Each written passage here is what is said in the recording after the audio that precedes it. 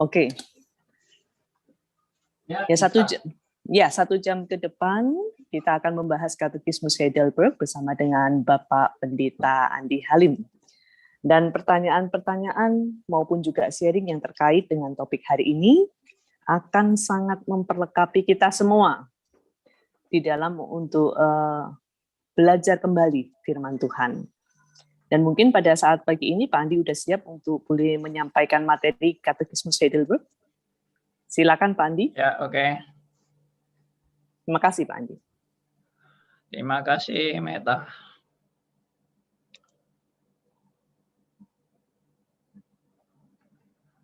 Ya.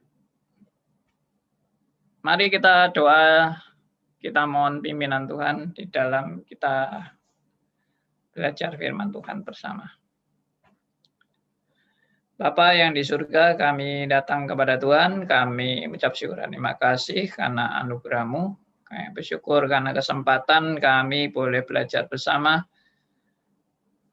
Kami juga percaya Tuhan selalu menyertai kami dan tidak pernah meninggalkan kami.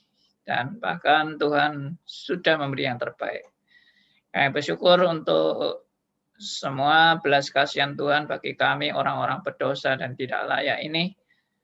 Namun Tuhan beri anugerah yang luar biasa sehingga kami boleh menerima anugerah keselamatan dan juga menerima pencerahan yang daripada Roh Kudus sehingga kami boleh hari demi hari makin mengenal kebenaran demi kebenaran oleh pimpinan Roh Kudus sendiri.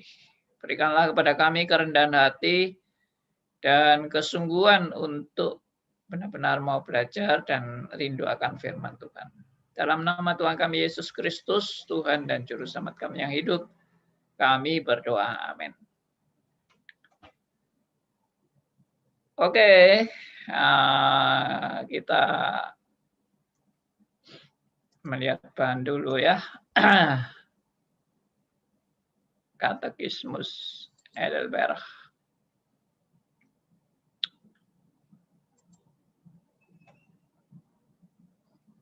Kita sudah sampai.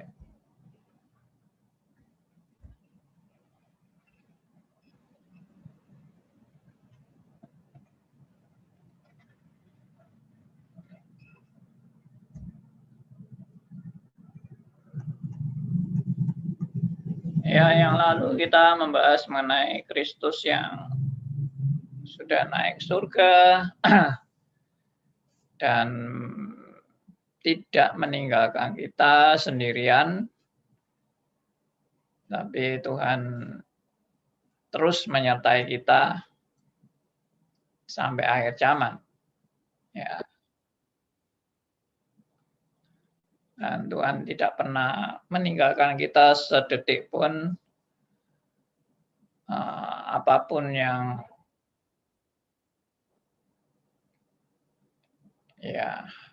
jadi apapun yang terjadi, Tuhan selalu beserta dengan kita.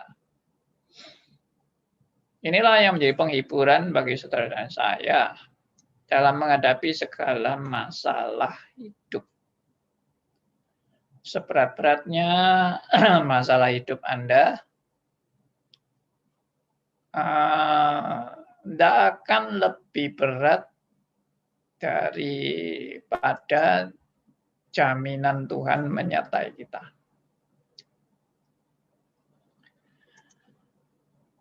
Ya, saya pernah dapat lelucon dari teman-teman saya waktu pelayanan di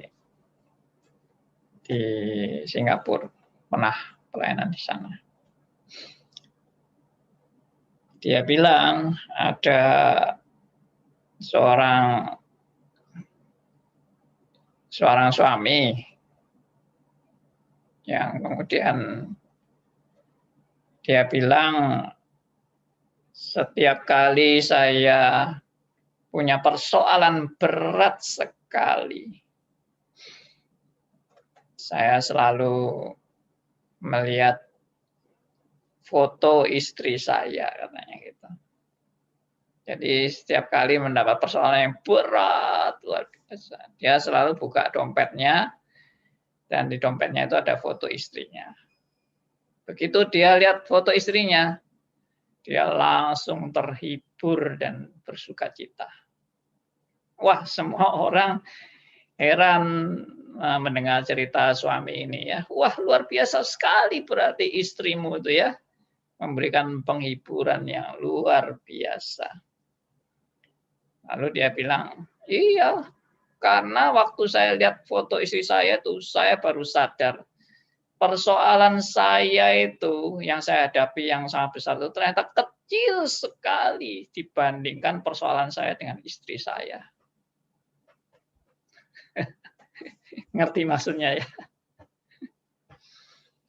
Jadi maksudnya dia itu punya masalah dengan istrinya itu amat sangat berat sehingga persoalan yang lain-lain itu menjadi kecil dibandingkan dengan persoalan dia dengan istrinya. Oh, itu toh maksudnya. Jadi dipikir istrinya itu yang membawa kebahagiaan, yang membawa penghiburan bagi dia, ternyata istrinya itu yang justru persoalan amat sangat berat.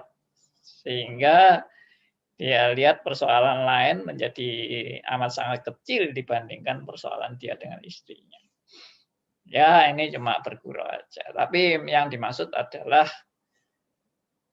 kalau kita melihat persoalan hidup kita yang amat sangat besar dan kita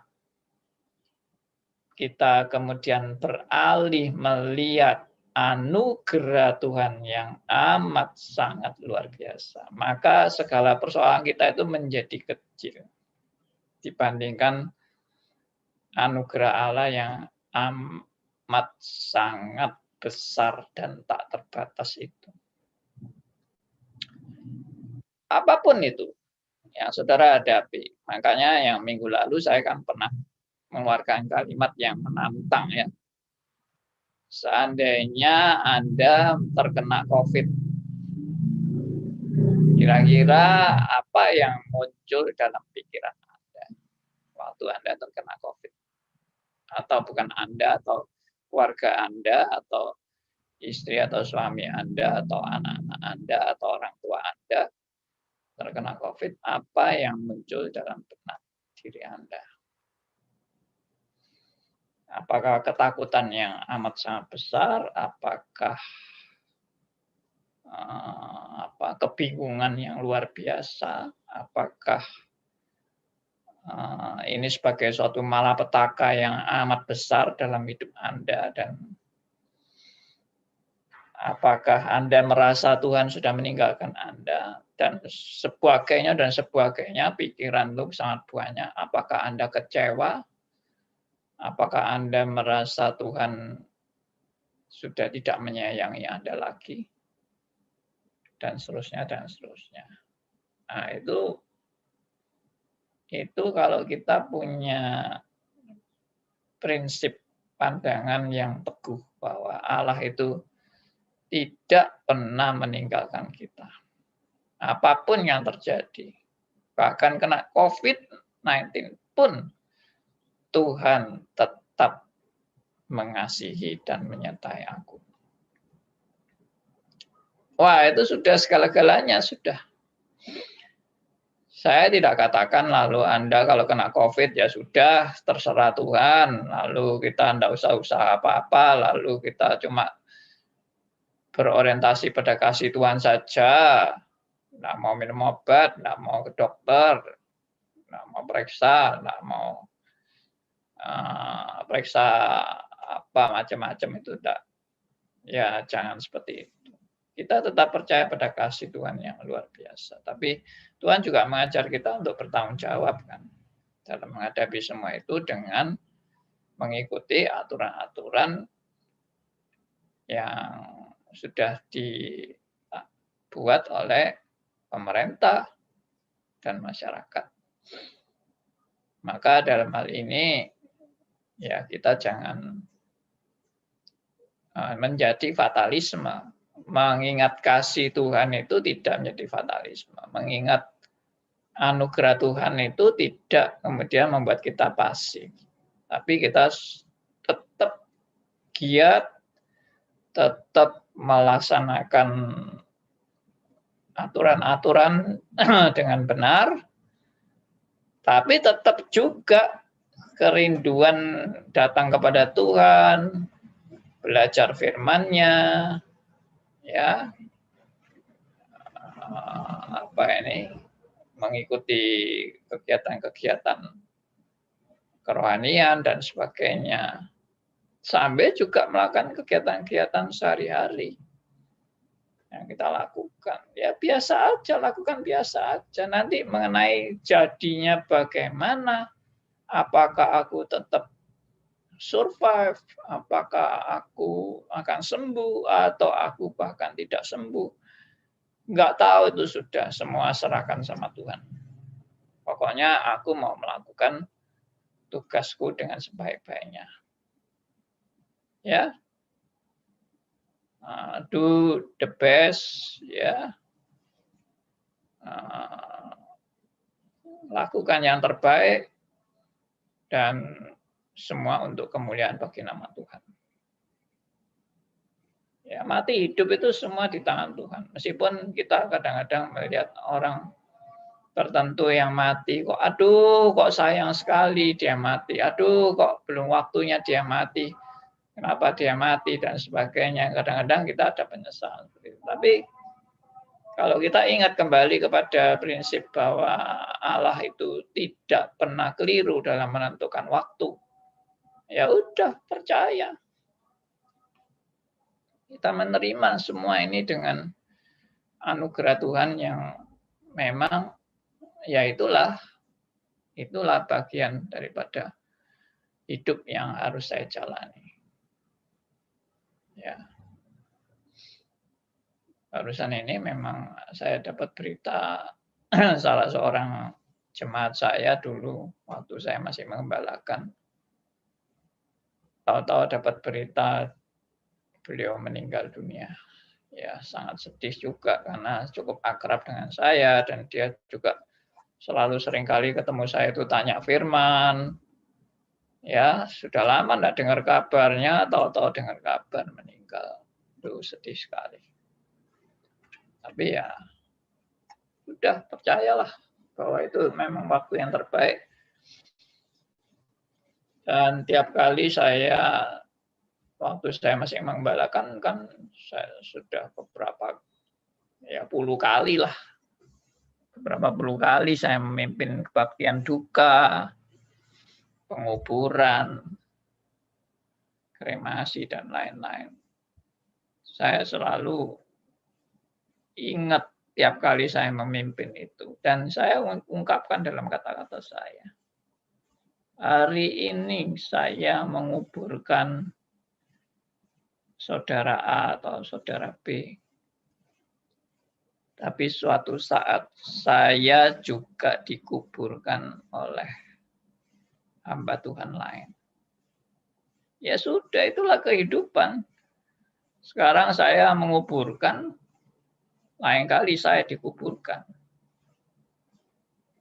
Ya itulah kehidupan, dan itu tidak usah kaget. Kalau waktunya kita mati itu nggak usah kaget, karena semua sudah waktunya. Makanya orang Kristen yang nggak pernah mau mikir mati itu nggak betul juga.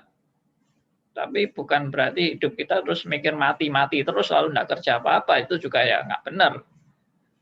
Ya, nggak mau mikir mati juga salah. Mikir mati-mati terus sampai tidak berkarya apa-apa juga salah.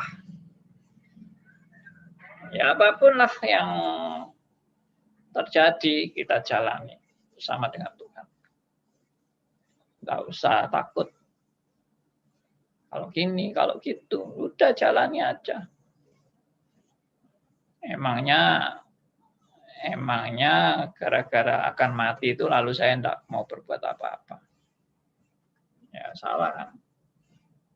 Dan mati itu bukan sial, sekali lagi. Mati itu bukan sial, mati itu bukan apes. Mati itu adalah keuntungan. Mati itu adalah anugerah Tuhan. Ya, dan mati itu adalah bagian kehidupan kita. Bagian kehidupan kita yang harus kita jalani. Ya. Ya, jadi Tuhan menyertai kita, tidak pernah meninggalkan kita.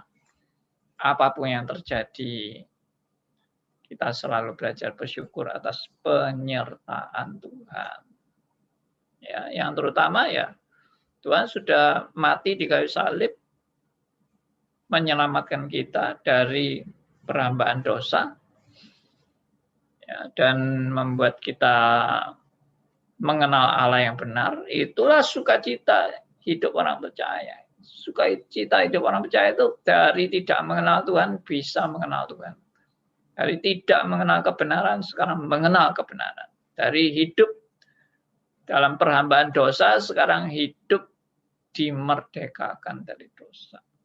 Dulu hidup bagi hawa nafsu, sekarang hidup bagi kemuliaan Allah. Itu sudah sukacita paling besar.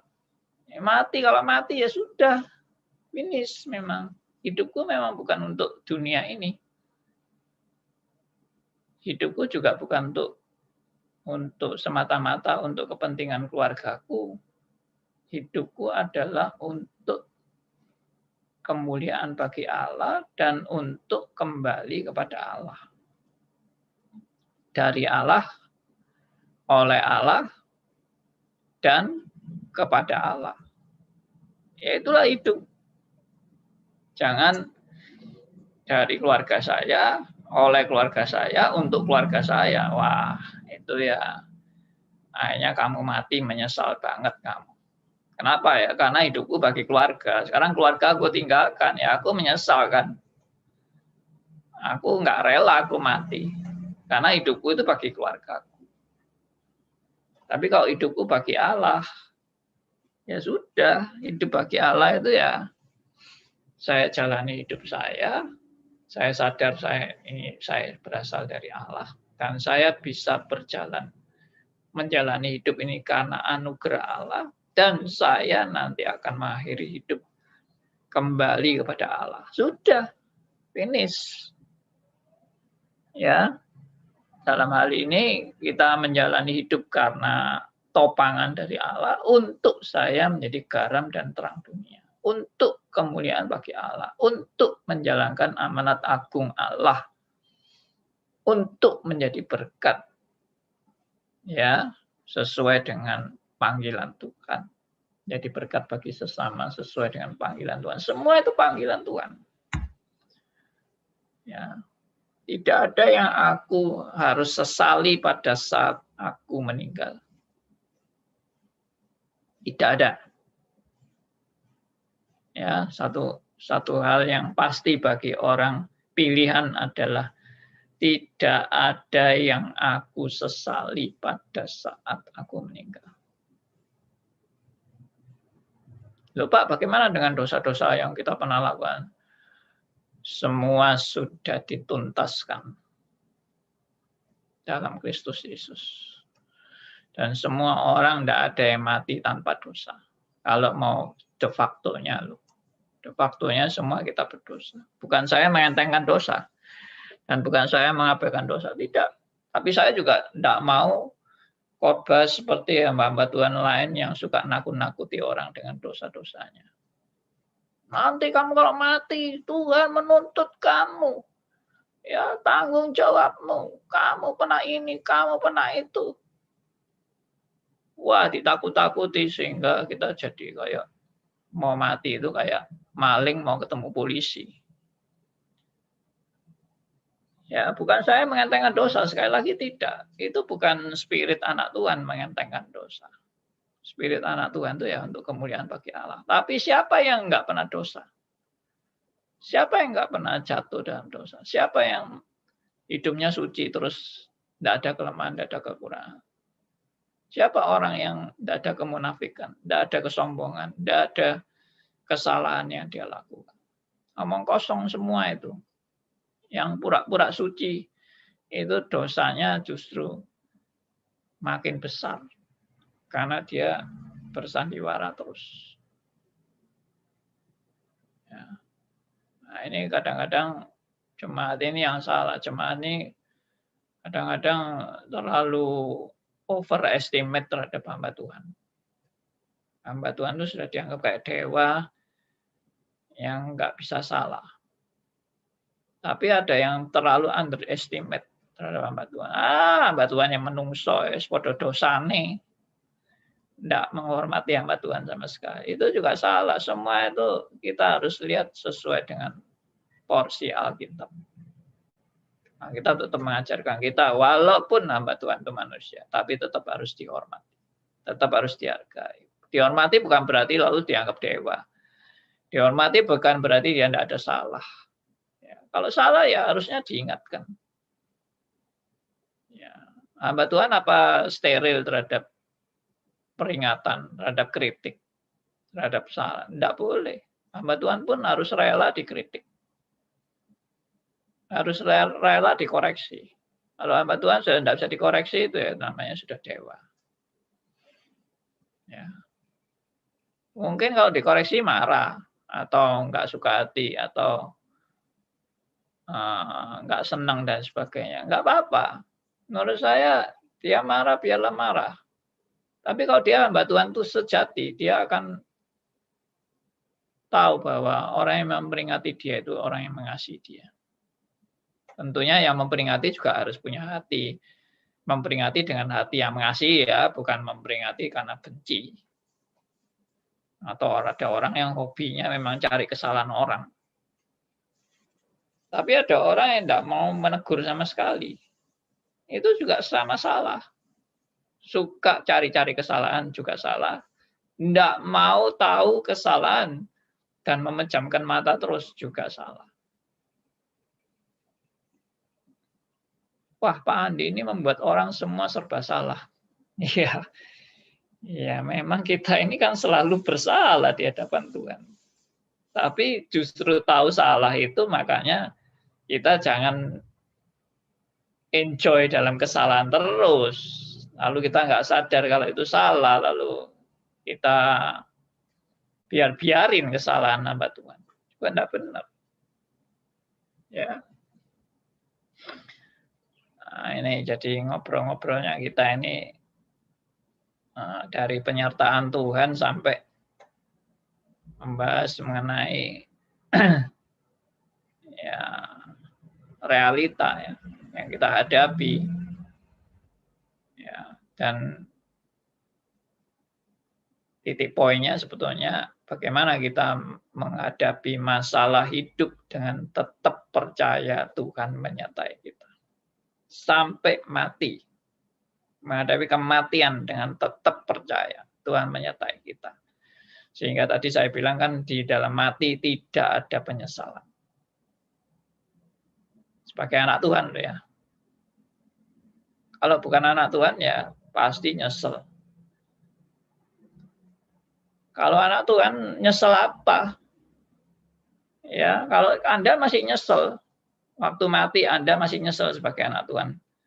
Ya, Anda berarti tidak menghargai anugerah Tuhan justru. Anda tidak menghargai karya Kristus di kayu salib yang sudah menuntaskan Anda. Menuntaskan dosa-dosa Anda. Di satu sisi kelihatannya enak ya, mati, tidak ada rasa bersalah, nyaman, ya. Ada hamba Tuhan yang loh, kalau kamu mati awas loh kamu ya, kamu akan dicari, dosa-dosamu akan dituduhkan waktu kamu mati apa sekarang, sampai ada orang ketakutan mati luar biasa. Ya itu sama aja dengan kita menghapus semua karya Kristus dalam hidup kita. Ya. Lah kok enak Pak mati tidak merasa bersalah? Ya memang Anda dikasih enak nggak mau. Anda maunya susah. Kalau mati maunya yang susah-susah. Ya kalau seperti itu, ya sudah. Semua orang mati pasti merasa susah semua. Karena tidak ada orang mati tanpa kesalahan. Tidak ada orang mati dengan sempurna, itu tidak ada. Semua orang mati pasti mati dalam ketidaksempurnaan. Mati dalam keberadaan de facto-nya sebagai orang berdosa. Dan tidak layak di hadapan Allah. Dan dan apa yang dia kerjakan tidak ada yang benar-benar sempurna 100%, tidak ada. Banyak cacatnya, banyak kekurangannya. Waduh, rasa menyesal terus. Menyesal. Ya sudah, berarti masuk surga pun menyesal kita. Nanti sampai di surga pun nyesel terus. Karena tugasku yang dulu kok rasanya belum sempurna semua tugasku itu, nyesel terus. Enggak, saya yakin itu tidak. Kita sudah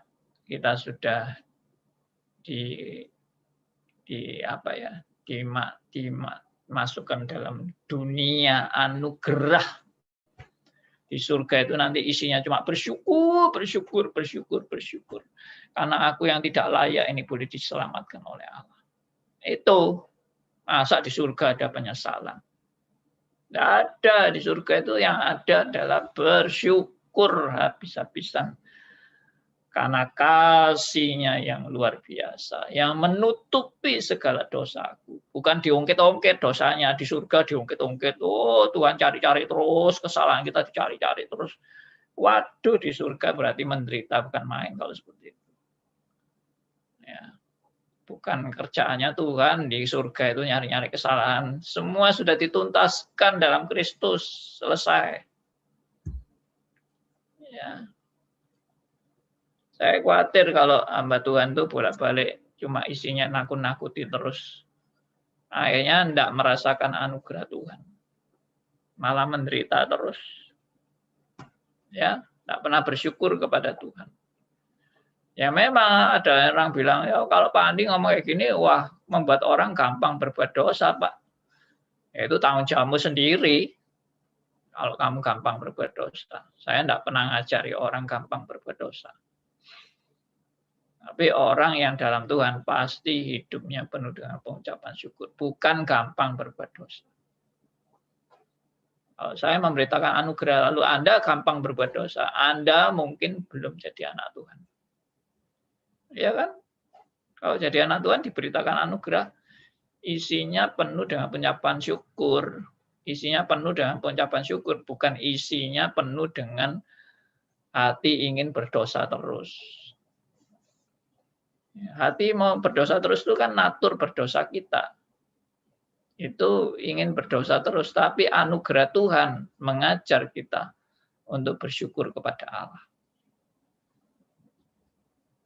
Ya, dan berbuat yang terbaik bagi kemuliaan Allah, bukan hore happy mari berdosa terus. Ya. Nah, itu. Saya bolak-balik mengingatkan hal ini. Oke. Ini ngobrol-ngobrol sudah 30 menit. Ya, mungkin sedikit saya mau kasih ini kutipan dari Katekismus Heidelberg ini.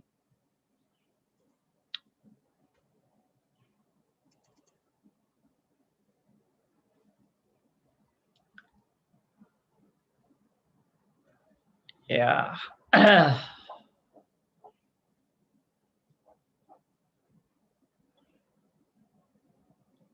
Sebentar ini terpotong.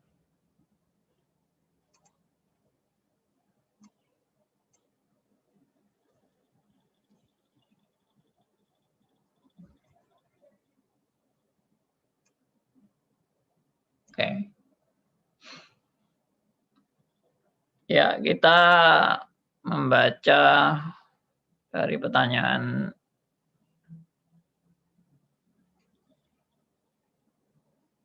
ini ya, nomor 50 ya.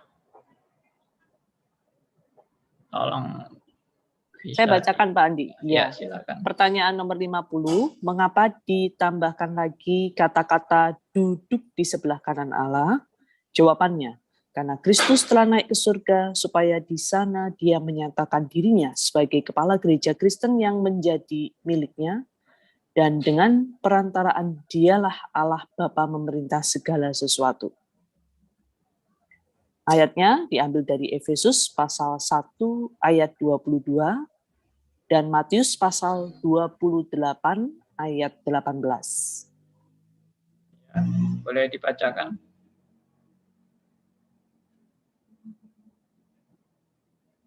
Efesus pasal 1 ayat 22. Demikian bunyi firman Tuhan.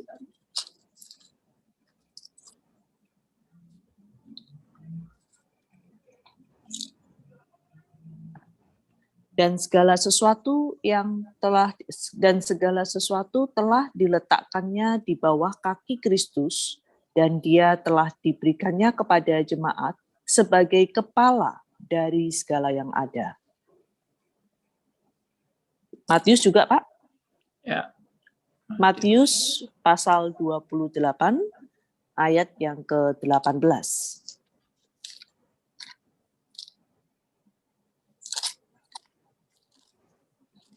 Demikian bunyi firman Tuhan. Yesus mendekati mereka dan berkata, "Kepadaku telah diberikan segala kuasa di surga dan di bumi." Sampai di sana, Pak? Ya. Oke. Kita ulas saja sebentar ayat ini, menunjukkan bahwa Kristus memang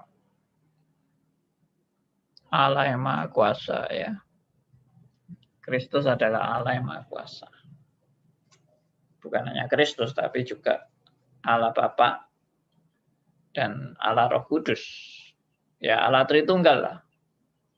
Kristus adalah satu pribadi dari Allah Tritunggal yang menegaskan bahwa ketiga pribadi itu adalah Allah yang Maha Kuasa. Dan kalau kita sadar bahwa Kristus itu Allah yang Maha Kuasa, maka sepatutnya lah hidup kita itu mutlak hidup bagi Kristus. Jadi tidak ada lagi hidup bagi diri sendiri. Kalau kita sadar Kristus menduduki tahta yang tertinggi, maka satu-satunya yang patut disembah adalah Kristus dan bukan yang lain yang patut disembah. Dan nanti kalau kita sudah selesai tugas kita di dunia pun, kita nanti di surga pun kita terus-menerus menyembah Allah Tritunggal itu.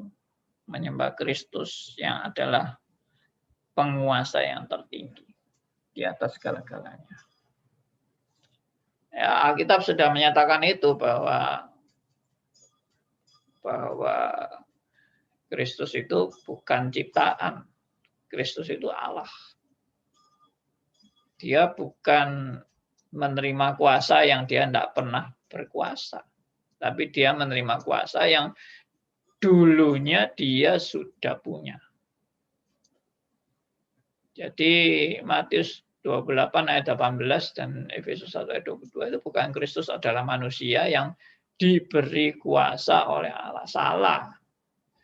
Dia adalah Allah yang menjadi manusia dan kuasanya yang dimiliki sebelum dia menjadi manusia itu dipulihkan atau dinyatakan kembali sepenuhnya pada saat Kristus sudah bangkit.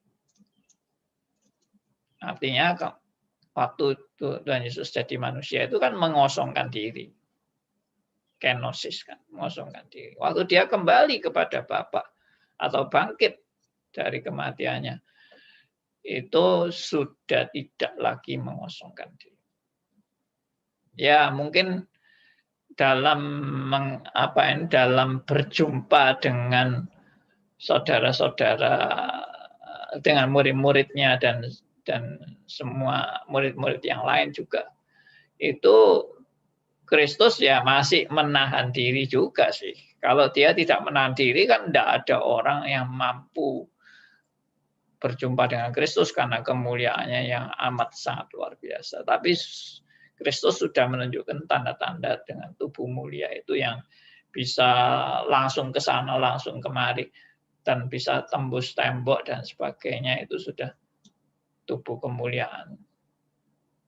Dan penyataan bahwa kuasanya yang dulu dia miliki sekarang dia memperolehnya kembali, itu menunjukkan bahwa Kristus memang dulu sudah punya kuasa itu dan sekarang sudah istilahnya dinyatakan kembali seluruhnya dalam hidupnya.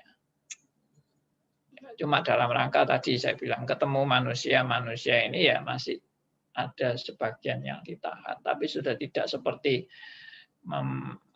waktu Kristus belum bangkit, memang betul-betul dia bisa haus, dia bisa lapar, dia bisa lelah, ya dan sebagainya. Tapi setelah dia bangkit, tidak ada lapar lagi kan, meskipun dia tetap bisa makan. Jadi bagaimana Kristus kok makan? Apakah di surga masih makan Kristus itu? Ya jelas tidak. Tapi kenapa kok makan waktu bangkit, setelah bangkit? Ya karena dia mau mengingatkan kepada murid-muridnya masa lalu, di mana Kristus pernah makan bersama dengan murid-muridnya. Ya nostalgia lah istilahnya itu. Nostalgia supaya murid-muridnya mantap betul bahwa inilah Kristus yang dulu kami bersama-sama. Karena murid-muridnya itu masih beberapa kali masih ragu-ragu. Makanya Kristus sampai mau makan, lalu juga naik perahu lagi, gitu kan, bersama murid-muridnya dan mengajar. Ya, sementara pada waktu Kristus bangkit itu masih beberapa kali lagi mengajar. Ya, nah itu. Jadi kesimpulannya hidup bagi Kristus. Kita tidak hidup bagi diri sendiri. Kita tidak hidup untuk kepentingan diri kita sendiri, tapi hidup bagi Dia. Oke, saya sampai di sini. Ya, terima kasih Pak Andi untuk penjabaran pada hari ini, khususnya terkait dengan topik bahwa ketika Kristus sudah dibangkitkan untuk menebus kita yang berdosa, maka sebaiknya kita dan seharusnya kita beriman kepada Dia dan benar-benar menghidupi bahwa penyertaan Tuhan dan pemeliharaan Tuhan bagi kita adalah nyata adanya. Bahkan sampai dengan saat kematian, ya, yang bagi setiap orang sebetulnya adalah kesedihan yang begitu mendalam. Tetapi kita sebagai orang percaya diajarkan ketika kita hidup bagi Allah, maka ketika kita mati pun kita bersyukur karena kita bertemu dengan Allah Bapa di surga. Dan kita bersyukur memiliki Allah yang luar biasa di dalam Kristus Yesus. Dan ketika ada pertanyaan mungkin yang ada di Zoom ini terkait dengan topik hari ini, saya persilahkan. Langsung boleh membuka kamera atau unmute untuk menyatakan pertanyaannya dan juga boleh juga melalui chatting. Ya, Pak Andi, saya sambil bertanya untuk boleh yang lain juga memikirkan, mungkin ada pertanyaan. Ketika kita orang percaya, kita maka seluruhnya akan dibebaskan dari penghakiman Kristus. Pertanyaan saya, sebagian orang berpikir bahwa orang yang tidak percaya di dalam Kristus maka akan menerima penghakiman dan murka Allah. Selama-lamanya dia akan mendapatkan kematian kekal. Tetapi bagaimana dengan orang percaya? Apakah memang tidak ada penghakiman sama sekali saat di surga nanti, Pak Andi? Atau memang kita akan langsung memiliki relasi dengan Allah tanpa melalui penghakiman itu? Terima kasih. Saya langsung jawab. Jawabannya adalah penghakiman itu ada, tapi penghakiman itu justru akan diketok oleh sang hakim. Kita sebagai orang percaya akan diketok oleh sang hakim dengan statement not guilty, alias tidak bersalah. Sudah, nggak ada ungkit-ungkit. Perbuatanmu dulu gini, kamu dulu pernah nyuri, kamu pernah memperkosa, atau kamu pernah ngerampok, atau kamu pernah membunuh, atau apa, enggak ada, itu sama sekali tidak ada, sudah dihapus total. Nah, biasanya orang kan selalu ngomongnya kan, wah kok enak Pak, ya kalau gitu aku tak dosa terus saya lah. Ini bolak-balik kayak gitu terus saja pikirannya. Kamu itu dikasih enak itu bukan untuk kamu terus gampang berbuat dosa. Kamu dikasih enak supaya kamu bersyukur. Kamu yang nggak pantas ini dapat anugerah yang begitu besar, agung dan mulia. Itu membuat kamu tak berhenti-hentinya hidup bersyukur kepada Tuhan. Pak, ayatnya mana? Ayatnya sangat jelas ada di salah satunya ya, di Roma 8 ayat 1. Itu sudah ayat kunci sudah. Tidak bisa dibantah sama sekali. Roma 8 ayat 1 mungkin Meta bisa bacakan buat kita. Saya bacakan Roma 8 ayat 1. Demikianlah sekarang tidak ada penghukuman bagi mereka yang ada di dalam Kristus Yesus. Nah, itu. Tidak ada penghukuman bagi orang yang di dalam Kristus. Dosa apapun, Pak? Iya. Ngerampok juga, Pak? Iya. Wah, kalau gitu aku tak ngerampok aja, Pak. Toh aku nggak akan diperhitungkan. Nah, itu tadi saya bilang. Ya, kok bolak-balik mikirnya kayak gitu. Mikirnya itu jangan gitu, mikirnya itu aduh, aku betul-betul bersyukur. Karena semua dosaku sudah tuntas dibayar oleh Kristus, ditanggung oleh Kristus. Maka hidupku akan kupersembahkan bagi kemuliaannya. Jangan ngomong kok enak. Orang ngomong kok enak, ya wes kamu nek mau gak enak ya tak siksa ae kamu gitu loh. Ya. Kamu lebih suka yang enak apa lebih suka disiksa? Nah, kamu lebih senang disiksa ya sudah masuk neraka aja, nanti kamu merasakan siksaan. Ya, memang cara Tuhan itu begitu. Tuhan sudah menanggung semua dosa kita dengan tuntas. Dan kita diberi kebahagiaan yang luar biasa oleh Tuhan. Jadi kalau Anda masih diadili, Anda masih dihukum nanti di surga, Anda masih kena setrap sama Tuhan, ya toh, disuruh berdiri di surga, tidak boleh duduk gitu ya toh. Ya itu namanya belum tuntas itu, Kristus itu membereskan dosa Anda itu belum tuntas. Sudahlah tuntas, tidak ada lagi dosa-dosa yang diingat di surga itu tidak ada. Karena semua sudah dihapus oleh karya Kristus di kayu salib. Oke? Nah, Ya. jangan nanti bilang lagi, wah Pak Andi ini membuat orang gampang-gampang berbuat dosa. Saya lebih suka hamba Tuhan yang suka nakut-nakuti. Ya sudah, ya silakan aja percaya sama hamba Tuhan yang suka nakut-nakuti itu.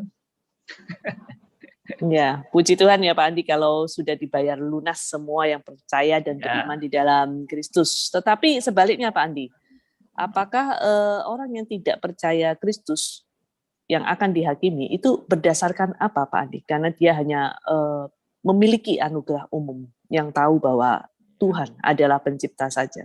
Semua yang tidak di dalam Kristus akan dihakimi menurut perbuatannya. Ya. Jadi ya semua yang dia lakukan yang semuanya tidak memenuhi standar Allah. Sehingga mereka pun waktu dihukum mereka tidak akan protes. Mereka juga akan dibukakan dan dicelikkan bahwa kamu memang sepatutnya untuk dibinasakan. Sepatutnya. Jadi semua orang akhirnya sadar dan akan menyadari apa yang dia lakukan itu sudah sepatutnya Tuhan murka terhadap dia.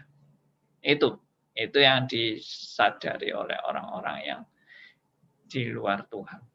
Termasuk orang yang diinjili ya Pak Andi ya. Orang yang setelah diinjili kemudian responnya menolak, Ya. karena memang belum ada anugerah, pasti juga akan dihakimi menurut perbuatan mereka. Begitu ya Pak Andi? Ya. Makasih Pak Andi. Ini ada pertanyaan dari Theodore. Bu Meta. Ya, Bu Willy? Bisa, ya. Bisa, maksudnya saya juga mau nanya itu tentang Pak Andi tadi kan bilang kita percaya kepada Tuhan, kita tidak bisa terus menyesal ya Pak Andi ya. Kalau menyesal berarti kita akan sepertinya tidak menghargai menghargai karya Kristus bagi kita. Cuma ada satu yang berhubungan dengan Ibu Meta. Kenapa? Saya mau menjelaskan karena biasa di dalam background anak orang-orang dari kecil dia mendapatkan tekanan sehingga dia tidak bisa memaafkan diri. Nah, bagaimana cara menolong anak ini secara, apakah itu juga perlu bantuan psikologi Pak Andi? Atau karena ini ada hubungannya, makanya saya juga bertanya ke Ibu Meta, bagaimana cara menolong orang yang kira-kira dapat tekanan dari kecil sehingga dia susah untuk memaafkan dirinya dan menghargai bahwa dia sudah diampuni dosanya atau gimana gitu. Ini Pak Andi ada dilema, apakah ada tidak salah Pak kalau dia dibantu secara psikologi atau gimana Pak gitu. Silakan Pak Andi terlebih dahulu Pak. Bukan Metanya dulu. Ya saya tambahkan sedikit, nanti Pak Andi akan melengkapi kembali. Ya, menurut pengalaman saya berjumpa dengan orang-orang yang memiliki satu trauma ya, yang akhirnya tidak bisa memaafkan diri sendiri. Ini menjadi suatu masalah yang akhirnya sangat berat di dalam kehidupannya dan menekan. Beberapa problem daripada depresi itu mulai dari tingkat yang ringan sampai berat. Nah, ini kadang-kadang tidak terlepas ya dari perasaan guilty feeling karena ada trauma yang dia rasakan. Tetapi ketika kita tahu ada kenalan kita, ada saudara kita, sebaiknya kita menginjili mereka kembali. Hanya itu yang bisa dilakukan kita sebagai orang percaya. Kenapa? Karena kita yakin bahwa Injil itu kabar sukacita, kabar terbaik, ya, obat yang terbaik bagi setiap jiwa kita. Jadi kita ceritakan kembali Kristus dan kemudian dia harus menemukan satu, pendamaian dirinya dulu dengan Allah. Dan baru dia bisa didamaikan dengan orang lain. Kemudian ada sukacita yang muncul karena dia merasa bahwa dirinya yang diampuni oleh Tuhan itu adalah orang yang telah mendapatkan anugerah di dalam Kristus dan boleh menjalani kehidupannya setiap hari dengan sukacita yang baru. Begitu mungkin Bu Willy bisa menjawab? Mungkin Pak Andi dulu deh. Silakan Pak Andi.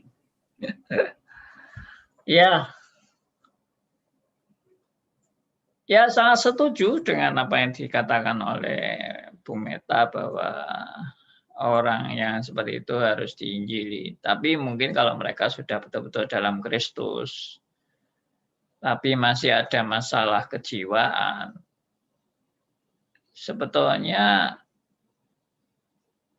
ilmu psikologi yang integrated, ya, yang integrated dengan Alkitab, itu acuannya ya memang selalu kembali kepada firman. Ya, mengingat kasih Allah. Jadi kalau saya menghibur orang yang rasa bersalah itu begini. Biasanya orang merasa bersalah itu kan tidak bisa menerima dirinya sendiri kan. Lalu menyalahkan dirinya sendiri terus, yang tidak bisa berbuat yang baik, yang selalu misalnya jatuh dalam dosa atau nggak benar dan sebagainya. Nah, lalu saya bilang begini, kalau dia itu sudah sungguh-sungguh dalam Kristus loh ya, tapi merasa gagal, merasa nggak pantas, dan akhirnya membenci dirinya sendiri, saya bilang, Kristus itu mau menerima kamu apa adanya. Ya, Kristus itu mau menerima kamu apa adanya. Apa adanya itu apa? Ya, kamu sebagai orang berdosa dan tidak layak ini loh, Kristus mau terima kamu. Lah masa kamu nggak mau terima dirimu sendiri? Berarti kamu lebih sombong dari Kristus dong. Ya, betul nggak? Kamu lebih hebat dari Kristus dong. Tuntutanmu lebih tinggi dari Kristus. Karena Kristus itu mau terima kamu apa adanya. Kristus itu tidak nuntut kamu untuk jadi sempurna, baru Kristus mau terima kamu. Ya, tapi kamu nuntut dirimu harus sempurna supaya kamu bisa diterima Allah. Ya salah toh. Kamu berarti tuntutanmu lebih tinggi dari Kristus. Nah, itu aja. Jadi belajar menerima diri di mana Tuhan mau menerima kamu.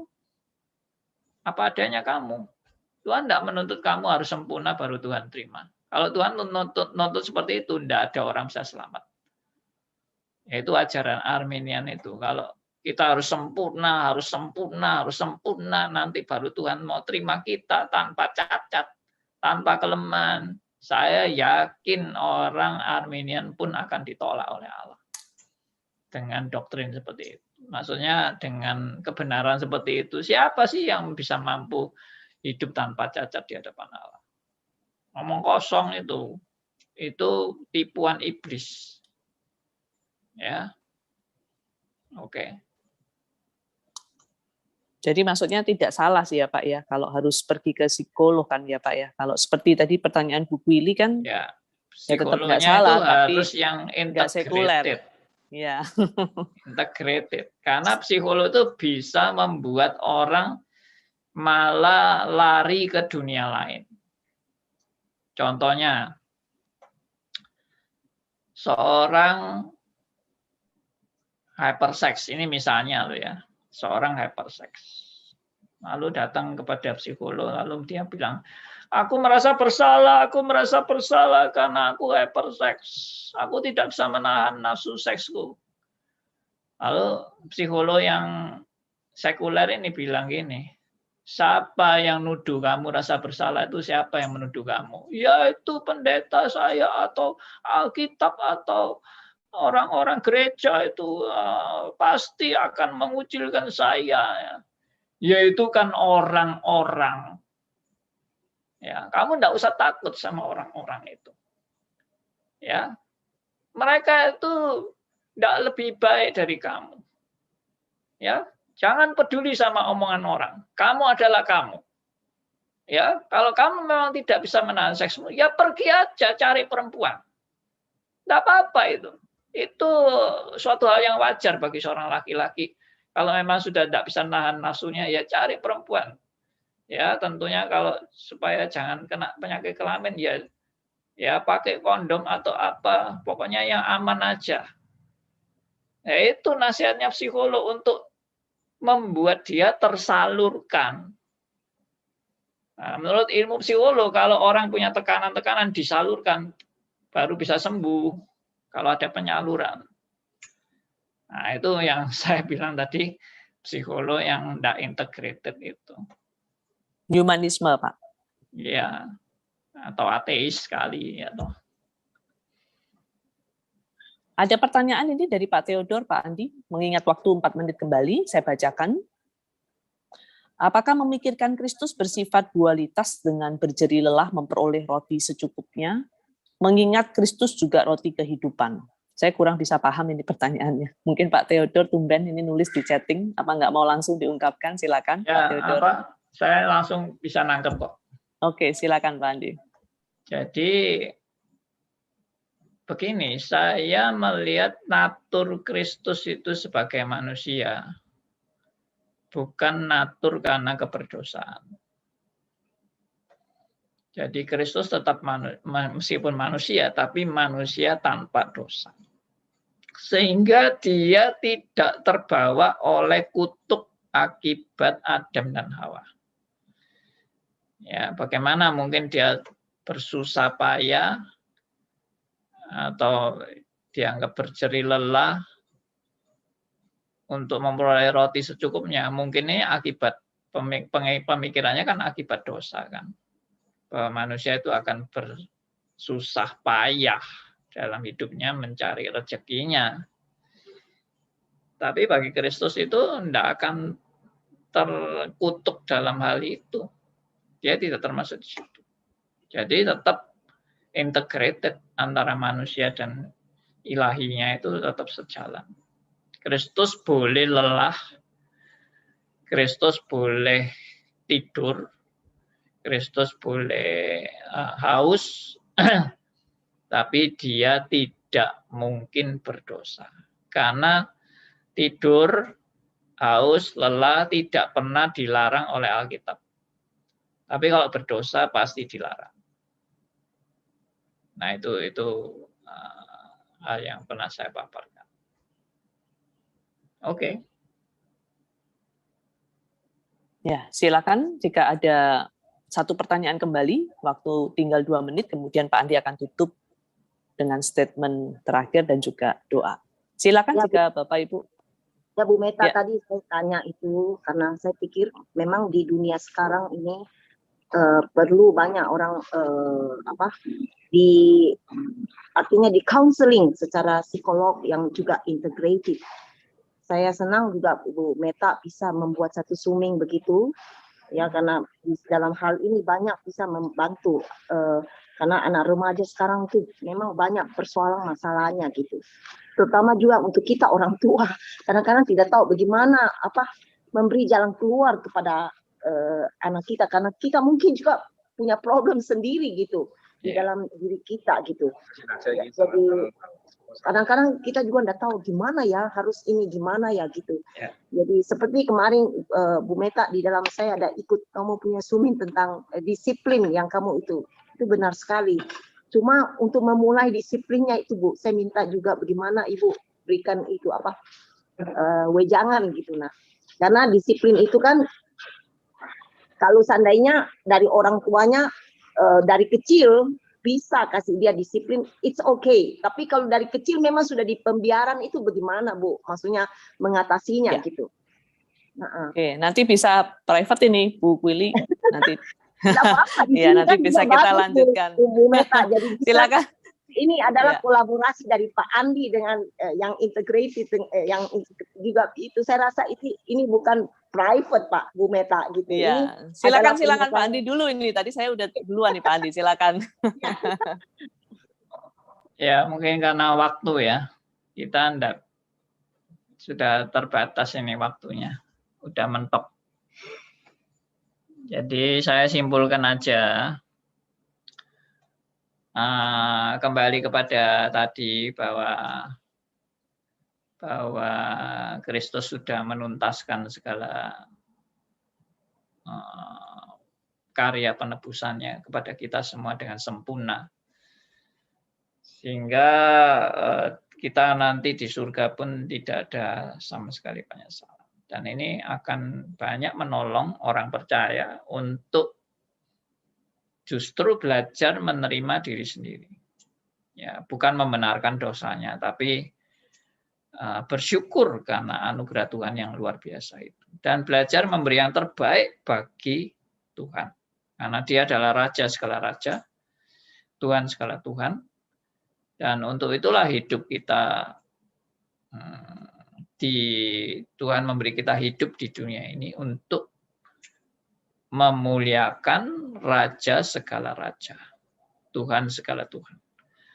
Ya, dan hidup kita memang terbatas dan suatu saat kita akan mati. Makanya saya pernah bilang, ini gara-gara COVID banyak manusia sadar bahwa dia harus mati. Sebetulnya tanpa COVID pun manusia harus mati. Hanya karena fenomenanya jarang, kematian itu jarang. Dan sekarang menjadi sering, baru kaget. Padahal memang dari dulu manusia harus mati. Nah, biarlah ini boleh mengingatkan kita semua. Dan kita juga belajar untuk menerima diri kita sendiri sebagaimana Tuhan juga mau menerima kita. Ya, soal pendidikan yang ditanyakan Bu Willy nanti kita bahas pada sesi-sesi tertentu mengenai pendidikan anak. Ya, wah itu menarik.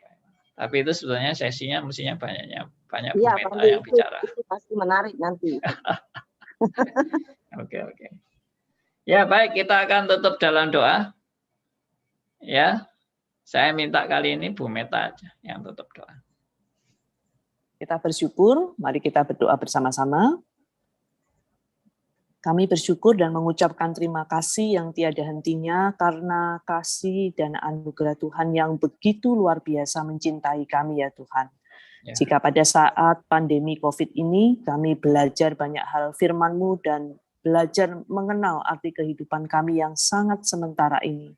Dan pengkhotbah selalu mengingatkan kepada kami, di luar Kristus hidup kami adalah sia-sia. Kami bersyukur dengan RMC Today pada hari ini, dengan Bapak Pendeta Andi Halim yang telah membagikan berkat firman yang luar biasa dari kebenaran firman-Mu. Kiranya Tuhan akan pimpin terus acara ini untuk seluruh daripada materi yang disampaikan boleh menjadi berkat melalui rekaman-rekaman, boleh menolong banyak jiwa yang sangat membutuhkan Tuhan. Dan kami meminta supaya Tuhan memberkati Pak Andi sekeluarga, Engkau memimpin pelayanannya terus, Engkau pegang seluruh konsistensi hidupnya untuk boleh menyampaikan Injil kebenaran-Mu.